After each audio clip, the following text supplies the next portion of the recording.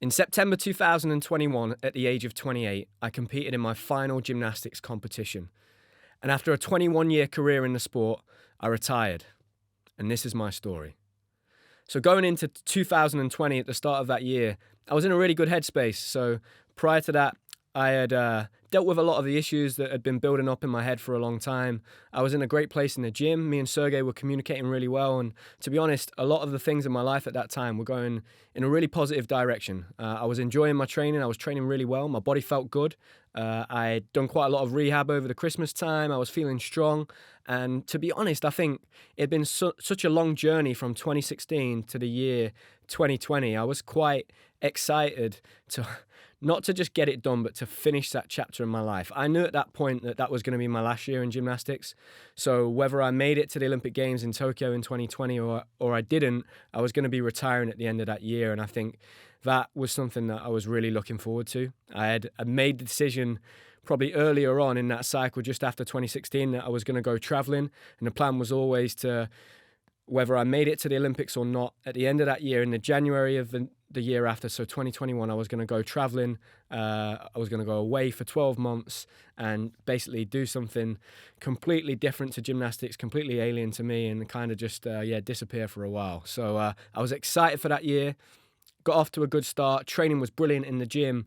And we were getting into probably like February time, March time, when this COVID thing started to kind of creep up. And I was starting, and I remember actually one day being round at my grandparents' house, coming back, news was on at like 6 o'clock, and they had said that it moved from just being in China, and I think it was at that point they were kind of like following it in Italy, and I can remember thinking, oh, that's not good.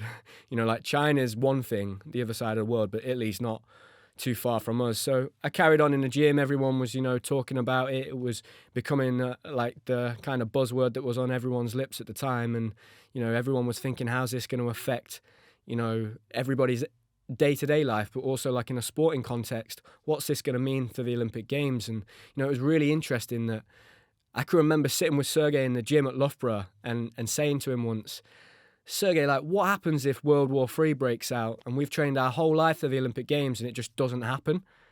And I'd kind of laugh and he'd laugh, but I actually thought, what happens? I've committed my whole life to this dream to go to the Olympic Games, try and win a gold medal. What are we going to do if the Olympic Games doesn't exist, And essentially that's what unfolded over the next few months. And I think it was early March. At the time, I'd been living with my grandparents for 10 months. So I'd lived with my grandparents for 10 months.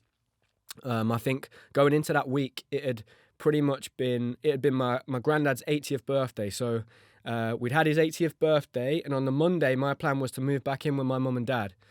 So after his birthday, we had a great celebration. The Monday morning, I moved all my stuff back in to live with my mum and dad.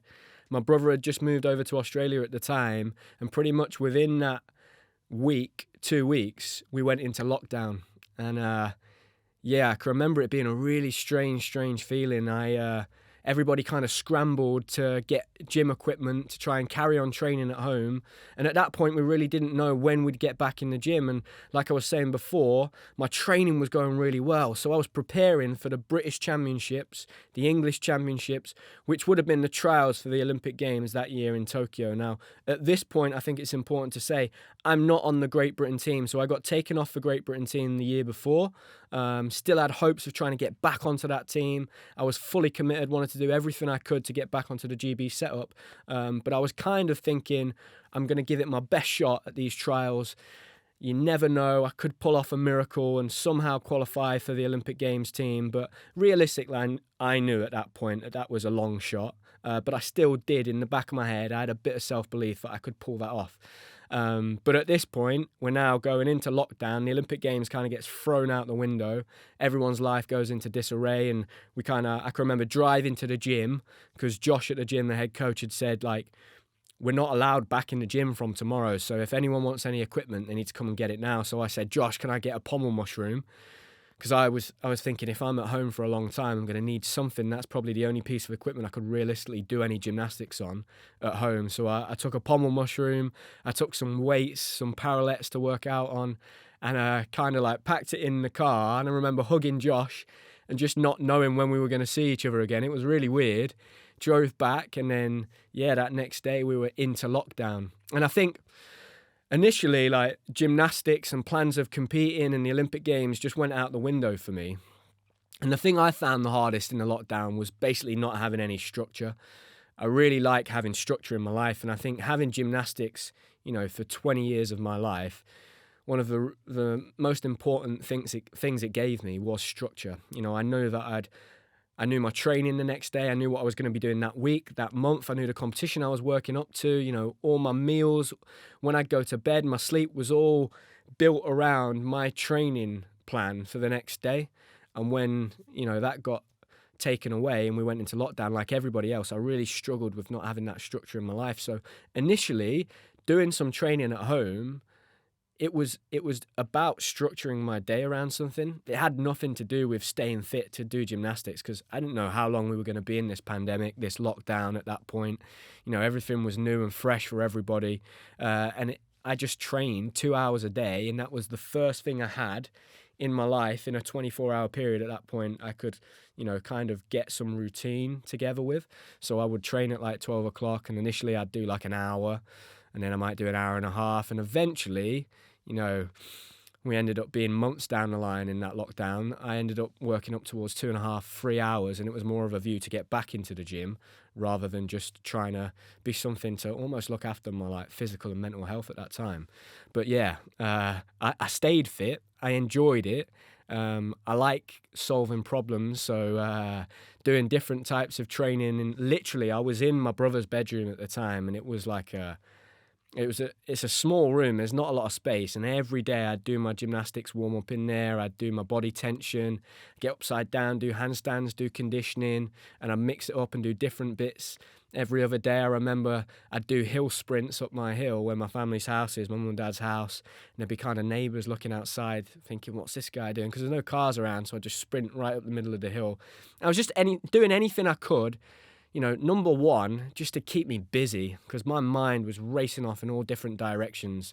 So that was the first thing. And the second thing, just trying to stay fit in case if the gyms do open again, I want to be able to compete one more time. And I think that's where my focus really switched. It switched from, I want to try and make the Olympic team and go to the Olympics in 2020, because the Olympic Games, it became very clear quite quickly that it was just not going to happen. And it changed from that to becoming something that I just wanted to compete one more time. I wanted to have one more chance at doing a competition and feel that. And I think the lockdown for a lot of people gave everyone like time for pause to sit back and really like reflect on their life and where they're at, where they want to go in the future, what's important to them. And for me, I really missed the gym. I missed not being able to go into the gym and do gymnastics. Had nothing to do with trying to qualify for a team, get back on the British squad, win medals. It was none of that. I just missed going to the gym and the feeling of doing gymnastics. So that was really, really cool for me. And to be fair, I had found that at the start of 2020. Like I said, I was in a real positive place. I was enjoying just going to the gym and, just basically just putting all of my gymnastics in the hands of Sergey and saying, Sergey, just coach me. I'll do whatever you tell me to do.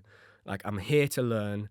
And it was great, and I loved that experience, and I missed that relationship with Sergey while we were in the lockdown. So I would call him on the phone and check in with him, make sure he was doing all right and stuff.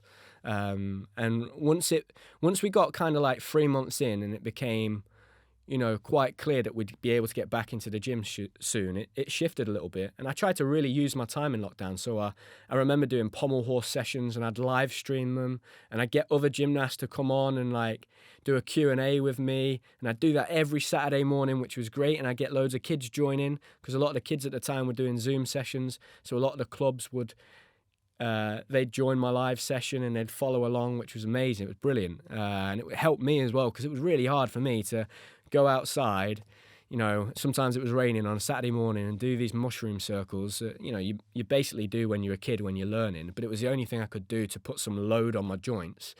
And that for me, whenever I've been injured and had time out of gymnastics, the hardest thing has always been pommel horse. And it's putting that load through like my elbows and my wrists. You can't replicate that really by doing any other apparatus. So if I had an injury, an upper body injury, when I came back, I always found it really difficult to get back onto the pommel horse. So that was great that I did have that piece of equipment to train on. And it gave me a lot of motivation. And, I think the last week of lockdown training was like week 16, I think. So I did 16 weeks in lockdown before I was allowed to get back in the gym. And what was difficult was that the guys that were on the GB team, they very quickly all got elite athlete exemption letters, which meant that they were allowed to go to the gym and train in the hopes of preparing for the Olympic Games in Tokyo. So that was hard for me because I knew that they were almost in the gym where I wanted to be. They were getting, I guess, a bit of a head start and they were able to train. So I found that quite difficult. But I also used it as extra motivation of, those guys have been back in the gym for the past 2 months. This is going to be great if I can get back in the gym, stay fit, come back even stronger, make sure I can take care of all of my injuries. I still had a few niggles at the time. My ankles have always been a bit of an issue for me. My shoulder, similar. So I really rehabbed them and got them strong. And I could focus on building myself up physically while I was in this lockdown period. And then when I got back to the gym and we got the call, the gym's opening next week, it was amazing. I brought the kit back in the car, to see everyone again, because you hadn't really seen anyone for such a long time. It was brilliant. And I took it really slowly. I built up slowly. My plans weren't really to compete. My plans were to compete one more time, but I had no immediate plans to do competitions. And I honestly kind of went back into that gym really open-minded just to see how I felt about it, see how difficult it would be to get back, because never in my life had I had essentially 4 months off gymnastics and then tried to get back. You're always taught in gymnastics, it's like this old myth that, when I was a kid, I was told, like, if you have a week off, it's going to take twice that amount of time to get back to where you were before you went on holiday. So I can remember, from the age of like 9 until I went to the Olympics in 2012, I never took any time off. I think the most time I took off was like 4 days, unless I was injured. So 4 days in 10 years. So for me to have that amount of time off, it was like new territory. I really didn't know what was going to happen. But I came back and I felt great. And I think that time to really rest my body and take that real demand and load and pressure and stress off myself made a massive difference. And I hit the ground running, loved it, continued with that approach I had at the start of 2020. So I was just working really well with Sergey. I was trying to be really positive in the gym. And going into the end of that year, I had a conversation with my dad, and I basically said to my dad, look, Dad, I'd like to start, maybe doing a bit of work for you. My dad's a builder. So he said, yeah, we can do that. I think it'd be really good for me. And one thing I did really well, I think, towards the end of my career was one of my teammates, Christian, so my old team captain, I knew back in 2016 that I was going to be where he was at that point in 4 years' time. So I watched him, almost like a lifeguard, sitting back and watching things kind of unfold. I watched what he was doing. I could see the moves he was making, and he was transitioning out of the sport before he retired. And I was really lucky that I had some amazing teammates and friends that, kind of all went through that retirement process at a similar time around 2016. And I could see the ones that, I would say maybe found it a little bit easier, that process, and the athletes that struggled with it. So I was watching Christian, seeing what he was doing, and I realised that he had started doing lots of different things outside of his gymnastics. I thought that was really clever and really smart, and I took that on board. And so I asked my dad, look, can I come and work with you a little bit, do a bit of work? I've got no funding at this point. I've got no sponsors. I'm not making any money. I want to start making some money. And my dad said, yeah. So I would get up at 8 o'clock in the morning. I'd be on site in the freezing cold. I'd work a lot of the time till lunchtime. Sometimes I'd do full days, but mainly till lunchtime. And then I'd go to the gym in the afternoon and I'd train in the afternoon. And do you know what? For me, that was amazing. It was very humbling, because when I was on site at 8 o'clock in the morning, it was freezing cold in the winter. Nobody cared about what I'd done in my gymnastics career. It didn't matter. I was, back on a level playing field with everybody. And yeah, I really enjoyed that. It suited me. It was somebody telling me what to do. I'm really good at taking instructions and following instructions. I was at the bottom rung of a ladder, so I was doing all the nitty-gritty stuff. It was physical again, so I was getting outside, using my body. So I absolutely loved it. It definitely had a positive benefit on my gymnastics, because it meant when I got to the gym, if I was getting frustrated in the gym because of how much time I'd missed out and I was getting a bit angry or upset, I'd just be thinking, Sam, look, you're not on the GB team anymore. You've got no sponsors. Nobody's making you come to the gym. Like, you can't get angry or sad. it's silly. Like, you're choosing to be here. No one's forcing you to be here. So that really gave me a bit of it was a mind shift for me. And from that point on, I just really embraced and enjoyed my time training. We went back into another lockdown in the November time. So I think if everyone can remember, it was about a month's time we were in lockdown again. And at this point, I had moved in and I was living with my girlfriend's family. So this was a little bit more difficult. I was having to do weird gymnastics types training in somebody else's house. So that took a little bit of adjusting for them to get used to, I think, to see me outside and the patio doing circles and doing the pommel horse and stuff. And it was a little bit harder this time because in the first lockdown, it was summer and we had beautiful weather. The sun was shining. Now it was November. It was freezing cold. It was raining. I was outside trying to do pommel horse. You can't really do pommel horse with a coat on and woolly gloves. So yeah, it was very, very different and really hard to motivate myself this time. And I can remember thinking at that point, I can't do this many more times. I can't keep going back into lockdown training and coming back, trying to get myself back, because it was really difficult. It was like being injured and having to come back after a big rehab. But I think that really prepared me because I'd had so many injuries in my life. That really prepared me for coming back after a lockdown. I knew what to do. I knew not to take any shortcuts, to take my time. I knew the areas that were going to be quite difficult for me. So that probably really helped me coming back. And, we went into that Christmas time. We came back out of the lockdown. They were keen for us to have a Christmas, I think, the government and everybody. So we had the Christmas. And going into the January, I'm pretty sure we were back in a situation where we were in lockdown again once we got into January. So at this time, I was working for my dad. I was on site, wasn't allowed to go to the gym. I decided I was going to work all day, so I was working full days at this point. And I basically decided that I wanted to have a phone call with the essentially performance director at British Gymnastics at the time and have the conversation to see whether or not they would consider giving me an elite athlete exemption letter. I had a conversation with them. I explained, look, I'm fully committed. I've been committed for the past 5 years. Tokyo was always my goal. I understand that's maybe not realistic right now, given the position that I'm in. I really want to compete one more time. If there's any chance that you can give me an elite exemption letter that would allow me to continue training in my gymnastics club and have an opportunity to compete at the Olympic trials that were coming up in March, that would mean a lot to me. They went away, had a conversation, deliberated it, and they decided 2 days later. I was kind of on site.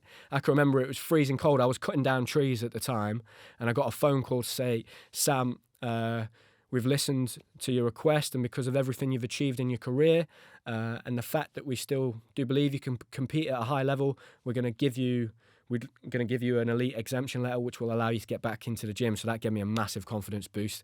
I was thinking, this is brilliant. I'm going to have that opportunity to compete one more time. Because at this stage, going into early 2021, it was really all about just competing one more time. I wanted to have my friends and family there. I wanted to feel those emotions, feel that adrenaline running through my veins, put my hand up one more time for the judges and do one more routine and just soak that in. Because when you're an athlete and you're competing at a super high level, it is like being in a washing machine or on a roller coaster. It's non-stop. So as soon as you finish one big event, your brain and the plan and the focus, it all switches to the next one and it keeps going and going. And it has to be like that. It's a conveyor belt because that's elite level sport. It never stops. The world doesn't stop and you have to get ready for the next event, the next event, the next event. But it doesn't give you a lot of time to really process things. And I wanted to really, for one last time, soak in the atmosphere of a competition. Take in the whole build up, how difficult that is, embrace it, enjoy it. The good parts of it and the bad parts of it, because it's not all easy. It doesn't matter how much I try to be really positive. There were going to be difficult days. And so this opportunity to have that letter and to get back in the gym gave me that chance. Now, again, my training was going really, really well. I didn't have a lot of time.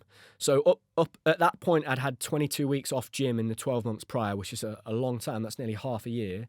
All of the other lads that I'd be competing against in these Olympic trials, I think they'd had about 6 or 7 weeks off in total. So I was on the back foot, but I navigated it really well with Sergey. We got to the start line.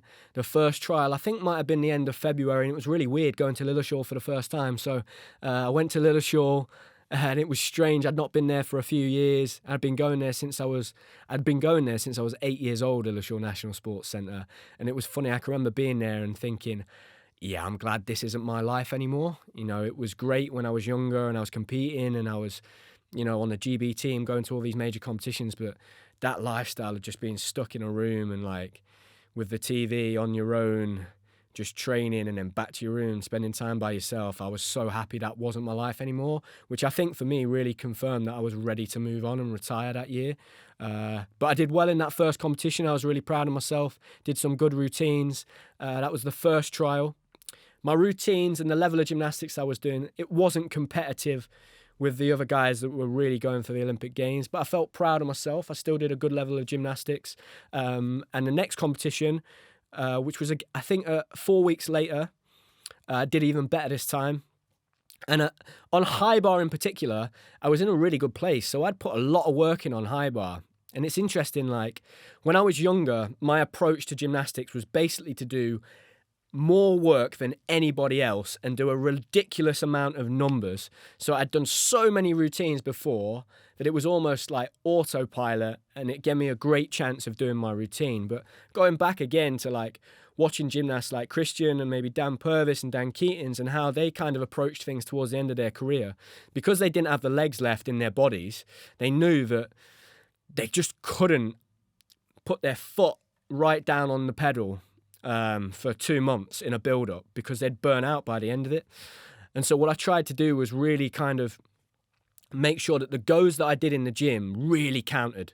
You know, I might go on a high bar session and only have 5 goes, but I really tried to have 5 successful goes. And actually going into that second Olympic trial on high bar, I probably did my most consistent training I've ever done. So I remember counting it up, and I'd done 99 release and catch elements in the half routines and routines I did since January in that build-up, and I caught 99 out of 100, which is an amazing stat and amazing numbers. And actually in the competition, I missed my most easy release and catch. It was a Markov, and I can remember laughing at it because I'd been so consistent in those 3 months. But yeah, I was in a great place. Did well again in that trial, like I said, and there was going to be a third Olympic trial, and I really wanted to compete on 6 apparatus. So I was building up to compete on 6 pieces at that point. But I had a phone call off the head national coach, and he said, look, Sam, you know, I commend you for all your efforts and what you've done, and the fact that you've turned up to these 2 trials and you've taken it so seriously. You've done a brilliant job, but unfortunately we can't offer you a place to compete in the third and final trial because you're just not in contention for the Olympics. And, you know, I was really gutted. I was disappointed at that point, but I understood, and it was the right decision for sure. And I kind of took a little bit of time after that to reassess what I was going to do. I was back on the building site. I went into the gym. I spoke to Sergey. And there was a competition in September, which was going to be the British Championships in September. So I sat back with him and I said, look, Serg, it's 3 or 4 months. I've gone, 18 months at this point. I'd like to carry on and give it one more shot to try and compete on 6 pieces, and that's what I did. So I got back in the gym. The goal really was 6 apparatus, compete at the British Championships. It was going to be my last competition. Hopefully have the opportunity to have all my friends and family there watching, and I'd kind of ride off into the sunset. And I hit the ground running. I was still working for my dad. I was really enjoying that. It was helping in the gym.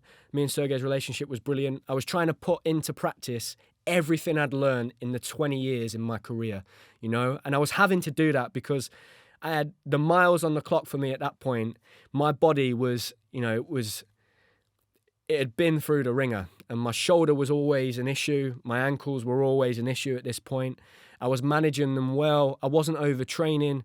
I was in a good place mentally. I was enjoying the process, really soaking in the process of preparing for a competition one last time, and really giving Sergey full reign of my gymnastics. For a long time, I'd been so scared that nobody else was ever going to care about my gymnastics as much as me, that I tried to almost take control of every single aspect of my career and my life, and particularly my gymnastics. I was trying to be my own nutritionist, agent, strength and conditioning coach. I was setting my program, and it actually really helped giving that responsibility to Sergey because it took a lot of pressure off my shoulders. So I would just turn up to the gym like I would when I was 16, and Sergey'd say, right, Sam, this is the program for today. This is how many routines you got. This is what I think you should do for the week, and I'd just follow it. And it's funny, right? Coincidentally, that worked really well and my training was going brilliantly. But towards the back end of August, physically, I was starting to struggle a bit. I'd been doing 3 or 4 months of build up to this point. I still was on the building site every morning, and it is not easy work. My brother used to laugh at me because I really like numbers, and I used to count how many wheelbarrows it'd take to fill a skip. So I knew it like 137 to fill a skip. So if we filled like 1 or 2 skips that morning, I'd be knackered by the time I got to the gym. And towards the end of that build up, my body was really feeling it. And I went in on a Saturday morning. And the main goal really was to do all-round. I just thought if I could, every gymnast starts off as an all-rounder, every single one. So when you go into a gym for the very first time, you start on all the apparatus, whether that's in men's gymnastics or women's gymnastics. So in men's, you start learning the floor, pommel horse, rings, vault, parallel bars, and high bar. And everybody's dream is to be an all-around champion. That's what you aim for. And whether it's because, you have injuries or whatever circumstances it might be, then people start to specialise. But for me, it had always been about the all-round. And I just thought, God, to retire at 28, compete in the all-round, that would just be such an amazing achievement, personal achievement for me, after all the injuries and setbacks I'd had. But my body was struggling, and I went in on a Saturday morning. We were doing a control competition. It was just 2 weeks from the British Championships, that final competition. We went on the floor, and I did a tumble, and I just tweaked my ankle and rolled my ankle, and I knew straight away, and I walked off. And I could tell all my teammates at the time, the other lads in the gym could tell. And I said, Sergey, I've got to go home. It's not good.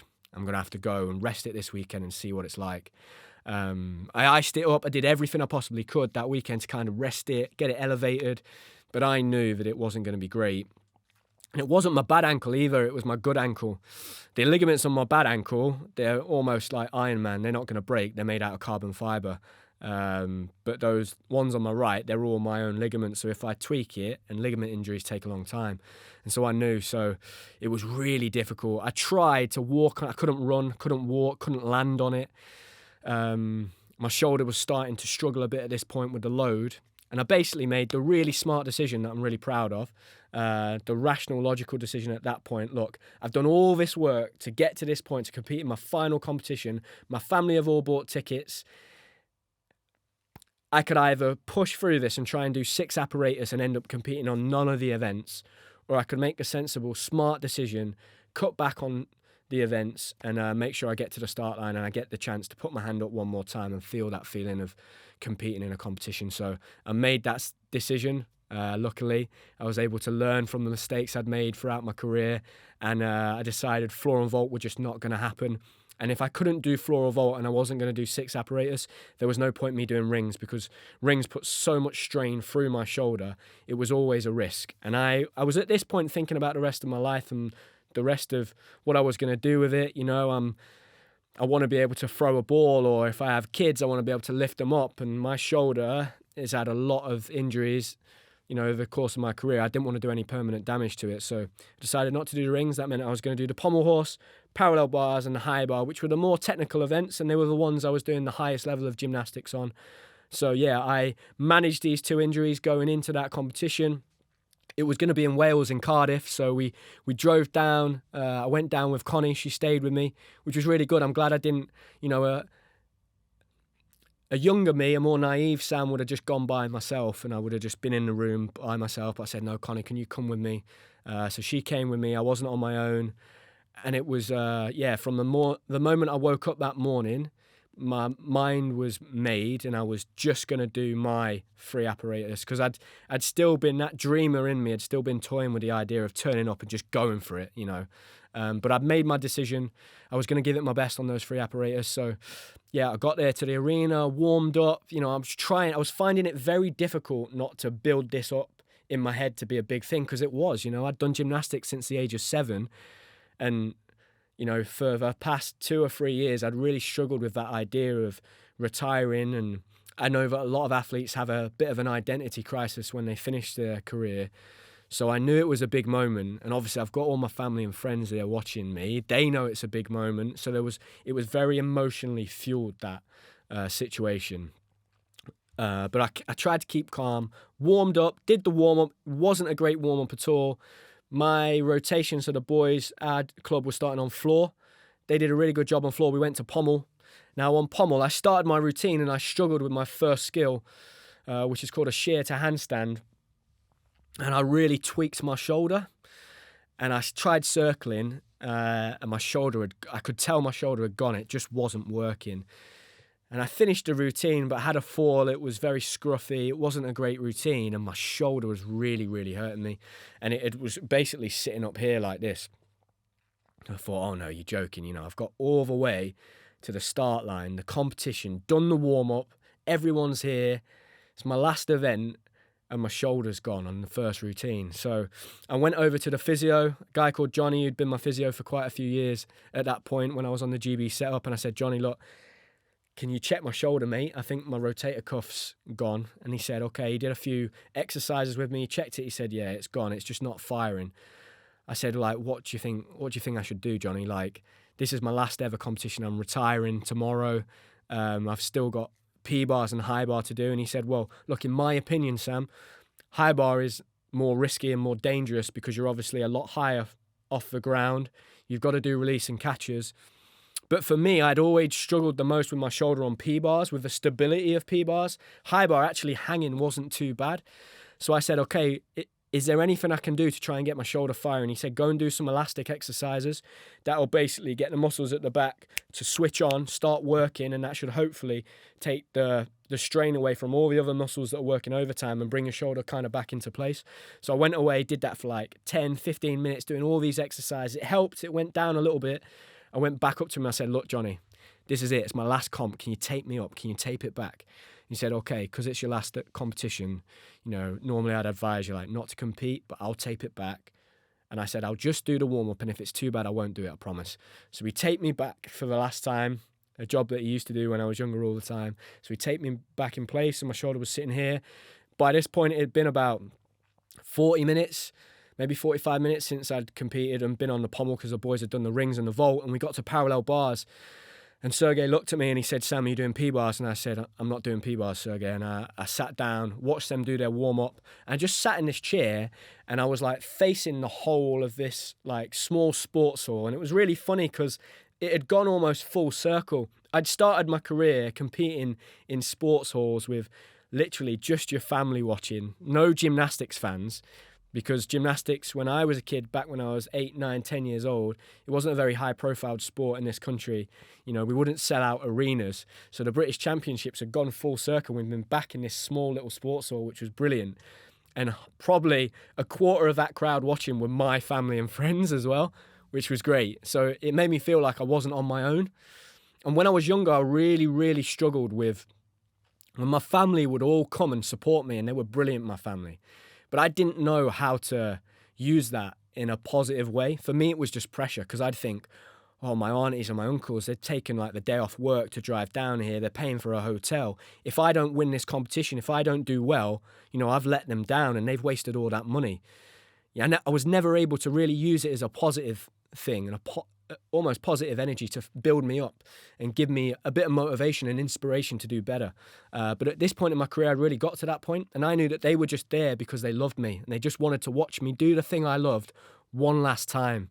So that was really giving me a massive boost. But I was trying not to catch eye contact with my mum and my dad because I knew they'd be thinking, you're joking. The amount of times they've sat in an audience and watched me get injured and be carried off, I know they'd be stressing out. So I didn't make eye contact with them, but I was watching this crowd and I kind of just had this conversation with myself and I said, look, Sam, you've got all the way to this point. You've had 22 weeks off in lockdown. You've gone through a mental health battle. You've gone through all these injuries.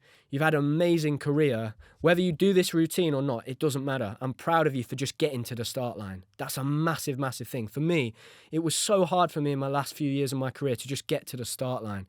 My body just couldn't take it anymore. So that was huge. And Sergey said, he came up to me after P-bars. He said, Sam, you're going to do high bar? I said, Sergey, I'm going to warm up and see how my shoulder feels. So I knew I was last. I knew I was going to be the last on high bar of the whole competition. At my final competition, I'd known this for 2 weeks. So I'd had this in the back of my mind and I kind of knew the way it was going to go, but I'd hoped it was not going to be like this. I wasn't going to be injured, my shoulder's hanging off, I'm taping it back. My family are all getting stressed, worrying about me. I'm not going to be able to do a proper warm-up. I'm not going to know how it's going to go. You know, that's not how you visualize your last ever competition or routine in gymnastics before you retire. But it was, in a lot of ways, it was a metaphor for my career. And I sat there, I did the warm-up, and I tried to do a Kovac, my favourite skill in gymnastics, where you do a double somersault and you try and catch the bar, and I was way off. I missed it, but my shoulder didn't feel too bad, and Sergey kind of looked at me and I gave him a nod, and I basically put a t-shirt over my head and I just visualised my routine, and I knew I was going to be sixth. I knew that those guys before me, there was probably going to be 20 minutes before I went up, and I just got in this zone. I visualised my routine. I knew how much training I'd done. My training, again, had been super consistent leading into this competition, especially on high bar. I was doing a really good high bar routine as well. So, you know, at this stage in my career, I maybe wasn't able to do really high difficulty on all 6 apparatus, but on high bar, I was still one of the best guys in the country. And I was thinking back to all of those times in my career where I'd been in a situation like this. I was drawing inspiration and motivation from it. And I sat down there and I had that little conversation with myself again. I said, Sam, I'm so proud of you. Whether you do this or you don't do it, doesn't matter. Like, you made it to this point, and that's all that matters. But if you do this and we go for this, I believe you can do it 100%. And what's really cool for me is that, you know, 3 years before that, I would have never been able to have that conversation with myself. The conversation in my head was always, I don't know if you can do this. Like, I'm not sure if you can do this anymore. I'm not sure if you're good enough anymore. Like, there's a lot of people that are better than you. You might fall off. You're probably going to make a mistake. Whereas now that conversation was, we can do this. I believe in you. And that was, it was a great place to have gotten to at the very end of my career. You know, I fell in love with gymnastics again. Now, the lad before me, it was Sam, I think, one of the younger lads at the gym, and he'd done a great routine. That was always better in gymnastics. You know, if someone did a great routine, it meant the judges weren't going to take a long time, because the longer you've got to wait for a score and before you do your routine, the more time you've got to think about things in your head and kind of get in your own way a little bit. So he did a great routine. So I pretty much shook his hand. I think I gave him a fist bump, chalked my hands up. And then I always used to walk all the way around past the judges to the end to start my high bar routine, because I would present at the end of the mat and I'd walk up to the bar and start. And it was great because by the time I'd got all the way around to where I would start, the judges were ready. They put the green light on. I didn't have any time to think. I stood there. I presented to the judge. I gave him a little smile, I think. It was a judge that's judged me for years. Sergey stepped onto the mat. We walked up to the bar. He lifted me up. And the last thing I say to myself on high bar before I go, particularly for the last few years, was always this phrase. It was, don't think, just do. And what I was saying to myself when I said that was, I'm an overthinker. And I can overthink things. But it was me trusting and believing in my ability to do that routine. And I would say that, and it really helped me. And I would just focus one skill at a time and really feel the routine. And, you know, obviously my shoulders strapped up. I didn't know it at the time, but I got a tear in my rotator. I tore my rotator cuff. So I was in a lot of pain. But in that moment, that routine, I'd done it so many times that year and my training had gone so well. But more than anything, I was in such a positive mindset. It's honestly the most, when you sit and you listen to people talk on TV, athletes or ex-athletes or commentators or pundits, and they say, you know, they get in the zone, they're in the zone. It's the most in the zone I've ever been. It was like an out-of-body experience. I can't even remember really feeling the bar. That routine just flowed. And it wasn't a perfect routine in any stretch of the imagination, you know? But it wasn't about that. I had learnt to love the imperfection in gymnastics. And it had relit this fire in me. That you don't have to be perfect, and even the best gymnasts in the world make mistakes. And actually, in a situation where things are going wrong, can I still do a good routine? And in that situation, everything was going wrong, and I still did an amazing routine. And I did a routine that had 5 release and catches in it. That meant I had to let go of the bar 5 times and catch it. I got all the way to the end. I vividly remember hearing my brother, because I don't hear a lot when I do a high bar routine. I really kind of like shut things out. And the way I swing the bar, I trap my ears with my shoulders so I can't hear much, and I get in that tunnel vision mode. But I remember when I did a top change, I heard my brother scream, "Come on, mate, you can do it." And I heard that, gave me a buzz, and my arms and my body was just spent from 21 years of gymnastics. And I just closed my eyes and I tried to pull this dismount in, and I was just hoping that I landed on my feet. And I didn't even land, my legs just smacked the floor, and I took a step and stayed on my feet. And like in that moment, I celebrated. I looked at my family. They were all, my dad, literally, my brother told me afterwards, he just had like water streaming down his face. But it was like happy tears, for once. And I think they were just all so happy for me that it could finish that way, because it had been so difficult. I'd been on such a challenging journey.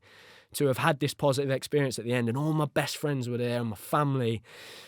And I ran up to Sergey and gave him a massive hug. And like the other lads from the gym came up and we hugged, and it was just brilliant. It was like a film. It was honestly like a film. Like you couldn't have written it. To be the last person in the whole competition, my last routine and my whole career.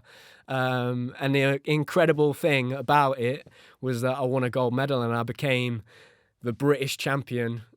And I walked away as the best high bar worker in the whole of Great Britain at the age of 28. And yeah, I mean, you can see I'm smiling about it now because I'm so proud of myself for everything I went through. But more than anything, I'm so proud I was able to, at the end of my career, fall in love with the sport again. And it was just, it was for me. That was for me, That was for me, that. And it was, it's something I'll never, ever forget.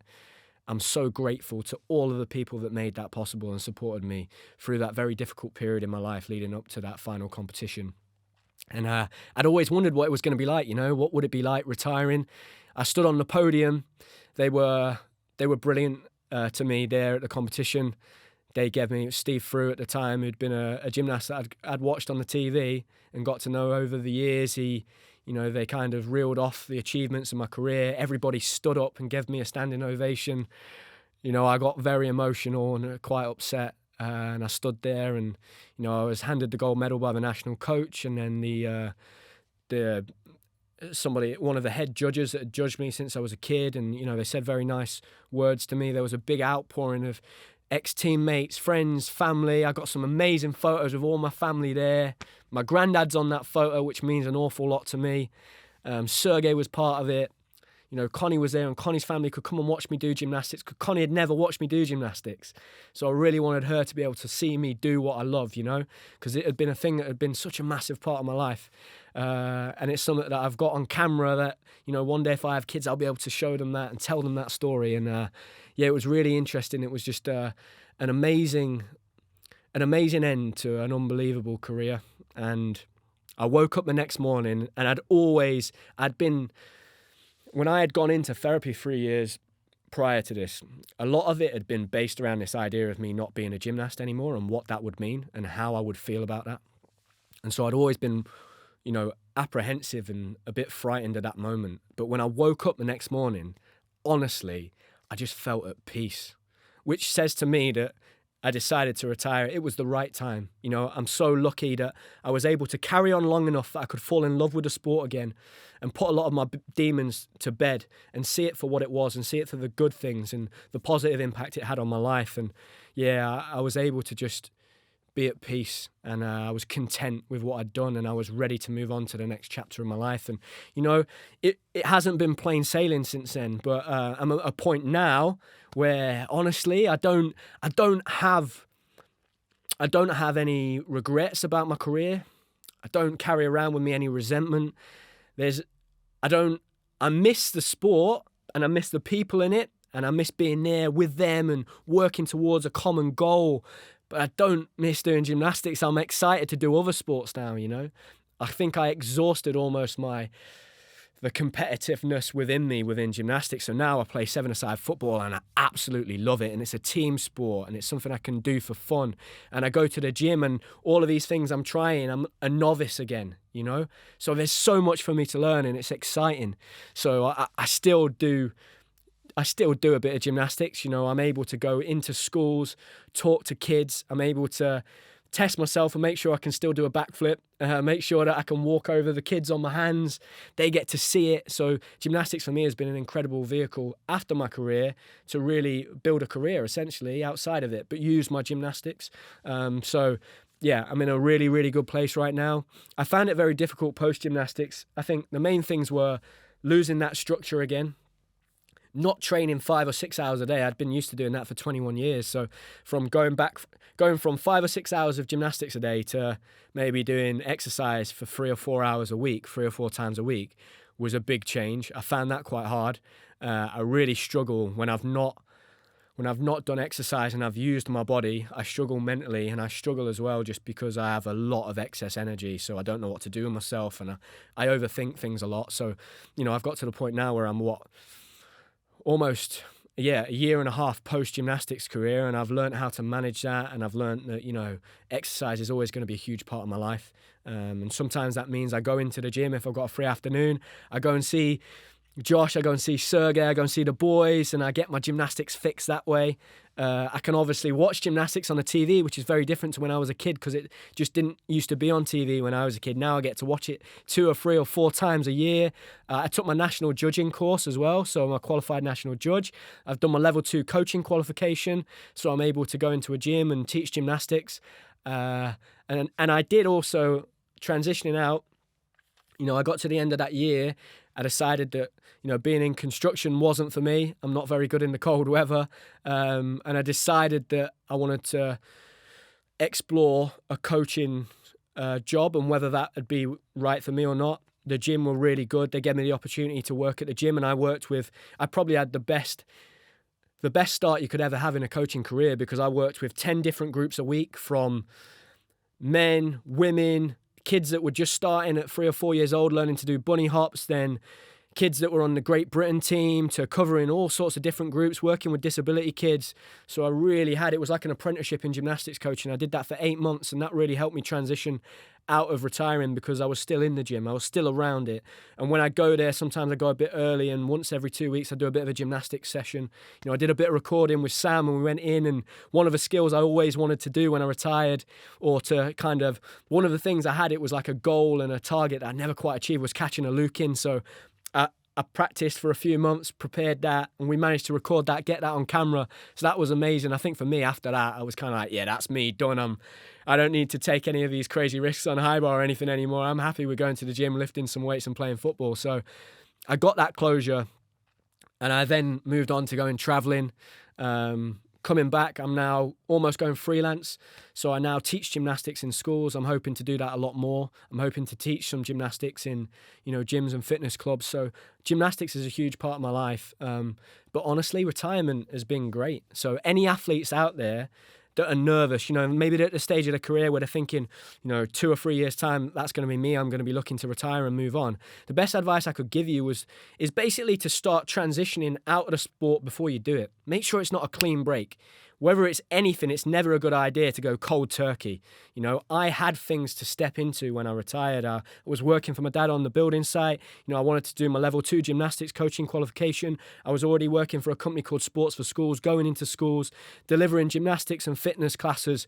And that really helped me, when I retired, feel like there were so many different parts to my life, and I had so much value in so many different areas. I wasn't just the gymnast. That gymnast I'd been for 20 years, when my family would introduce me, Sam, the gymnast. And I'd think, God, I want to be more than just the gymnast. I really was that by the end of my career. And you are that already, but I'd say transitioning out and preparing for that. And maybe, like I did, looking at some of your teammates or older athletes around you that are going through that transition period and picking out the things that you think, they've done that really well. Like, that's really clever. I'm going to try that when I get to that point, is just a really smart thing to do. So I think, anybody looking out there who's worried about retirement, don't worry. Like, life's great. You're going to have so much life ahead of you. The new chapter is going to be really exciting, and it's a chance for you to explore who you are a little bit more and find new things that you love. Thanks for watching, and I'm going to see you in the next episode.